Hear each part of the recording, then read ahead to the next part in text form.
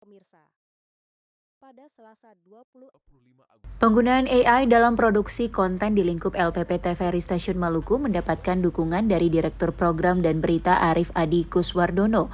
Menurutnya, di tengah berbagai keterbatasan peralatan, anggaran, dan sumber daya manusia yang ada, di stasiun penyiaran daerah, kecerdasan buatan atau pemanfaatan AI bisa membantu menghasilkan konten dan program yang menarik di daerah.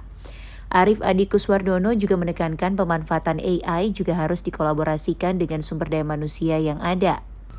Dalam hal memastikan otentitas fakta, verifikasi, dan sebagainya sehingga kepercayaan akan media bisa terbangun dengan baik.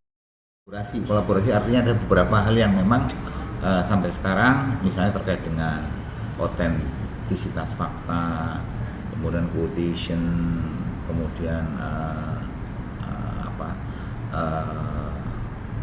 verifikasi dan sebagainya yang memang tetap harus dilakukan oleh orang. Ini untuk menjaga agar trust terhadap media itu tetap terjaga.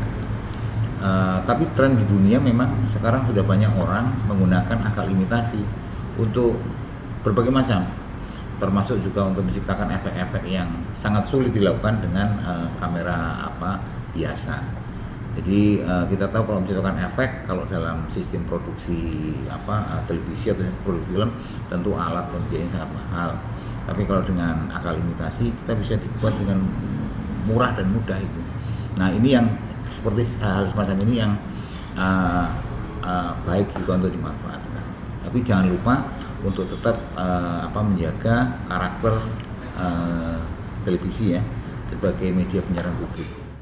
Penggunaan AI dalam produksi konten di TVRI Maluku secara berkelanjutan merupakan proyek perubahan yang digagas oleh Kepala TVRI Stasiun Maluku, Sani Damanik. Sebagai bagian dari peserta pendidikan kepemimpinan nasional kedua, Angkatan 19 Komdigi tahun 2025, yang berlangsung sejak 1 Juli hingga Oktober 2025 mendatang. Untuk menindaklanjuti proyek perubahan yang digagas oleh Kepala TVRI Stasiun Maluku, Kamis 28 Agustus kemarin, TVRI Maluku melaunching proyek perubahan dengan inovasi prima, yaitu produksi responsif informatif mutakhir dan akurat, dengan mengusung tagline konten berkualitas, layanan cerdas.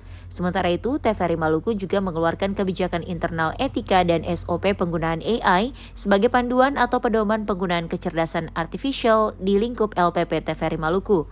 Dengan merujuk pada Surat Edaran Menteri Kominfo nomor 9 tahun 2023, rekomendasi dari beberapa lembaga penyiaran publik luar negeri seperti BBC dengan tetap mematuhi Kode Etik Jurnalistik, P3SPS, KPI, serta Undang-Undang Penyiaran. Arni Sinurat dan Kurniawan melaporkan.